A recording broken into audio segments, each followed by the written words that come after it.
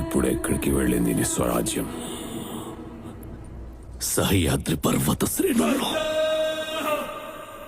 గోదావరి సవ్వడిలో,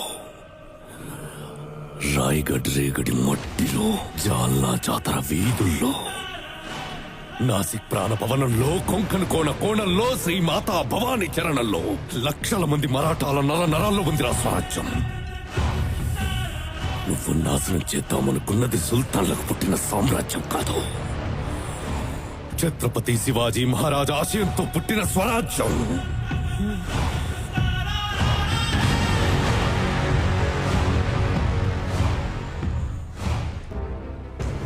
చావు కూడా వీడిని జాలిపడి చంపాలి.